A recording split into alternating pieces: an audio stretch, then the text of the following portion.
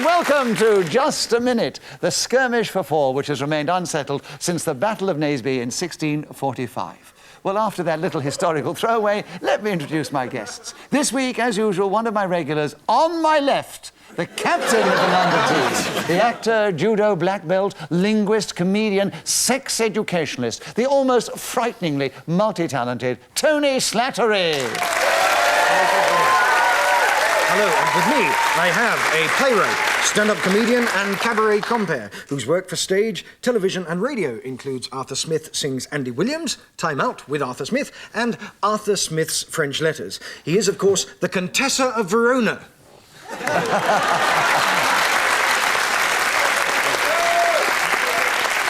And on my right, the other regular player of the game, the captain of the Midlands team, a man who started out as a local radio DJ and ended up working in a supermarket as the host, of course, of Supermarket Sweep, the delightful Dale Winton. Thank you. Thank you. Hello.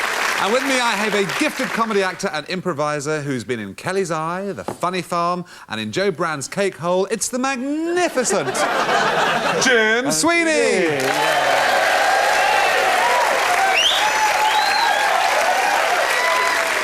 Well, those are the four intrepid players of the game, and I'm going to ask them to speak, if they can, on the subject which I give them, and they try and do that without hesitation, repetition, or deviating from the subject. They will gain points if they're successful, and if they fail, then the point will be given to the one who has been speaking or challenged. And, Tony, your turn to begin. Would you take this round?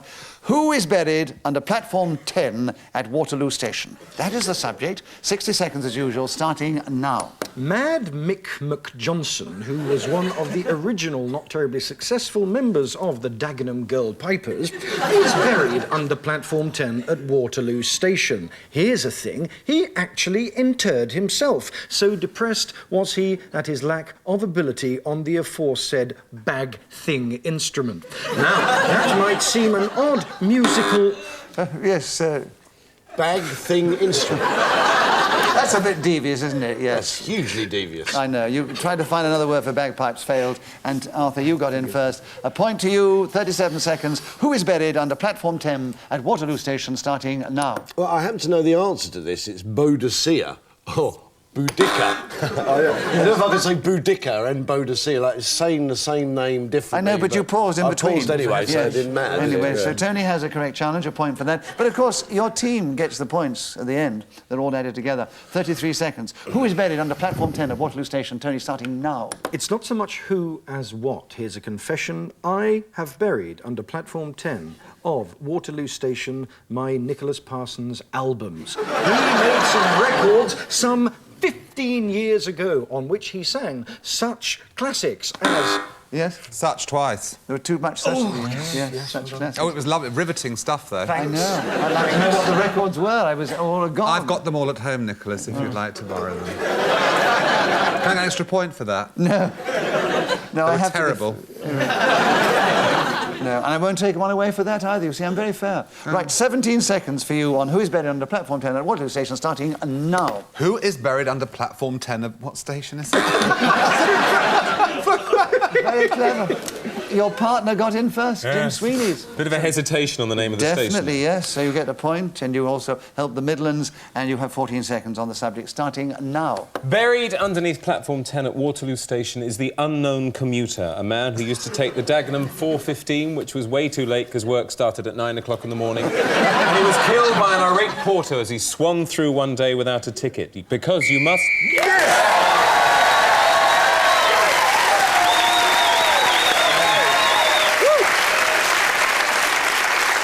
Jim Sweeney was then speaking as the whistle went.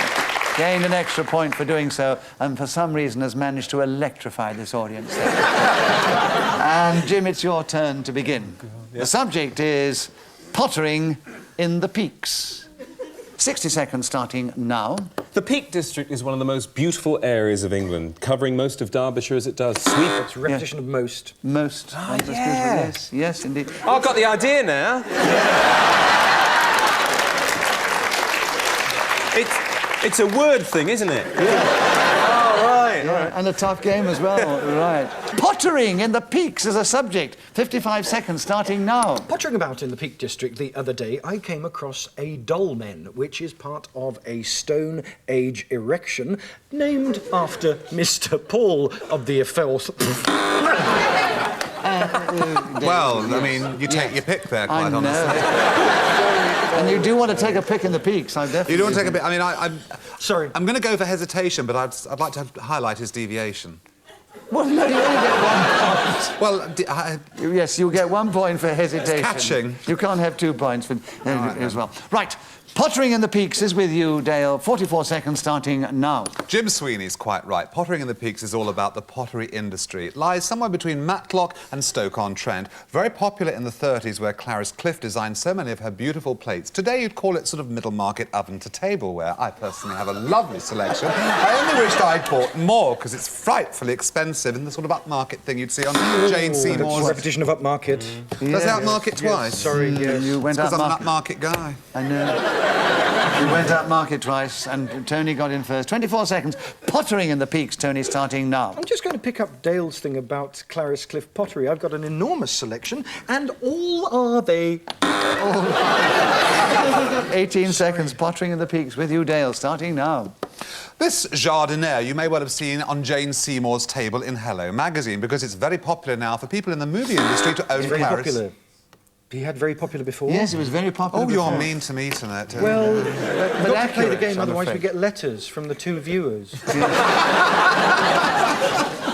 Tony, Pottering in the Peaks, starting now. The last time I tried to throw a pot in the Peaks, my clay went all wobbly because the little thing was going round and in circular... He couldn't sort of a achieve it. hesitation. Yes, I agree with the hesitation, Jim. You've cleverly got in with 4 seconds on Pottering in the Peaks, starting now. Pottering in the Peaks is a wonderful thing to do. I would do it every day if I could, but I can't because...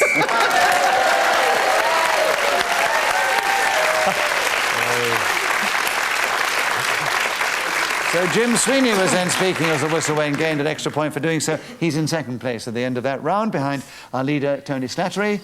Dale Winton, your turn. Nottingham Lace. A good Midlands subject. Talk on it if you can. 60 seconds starting now.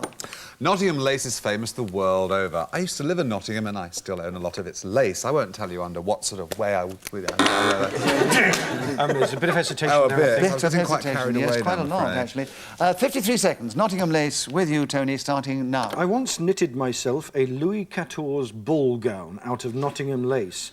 Picture me as I troll down Piccadilly, waving at the local bobbies, asking them the time. What's that? Yes, Trafalgar Square again. All those lovely landmarks flying by as I sashay in my beautiful day wear, which is made of Nottingham lace. Back to the subject. It's so fine, cool too, on those hot summer days. No nasty armpit stains. If you get a little perspiration problem, it soaks through and evaporates, causing a hole in the ozone layer. That's why Nottingham lace is the perfect accoutrement, as the French say, for, indeed, anything... Oh, really? Oh, well, I had to. A round of applause. No, you're right, you're right.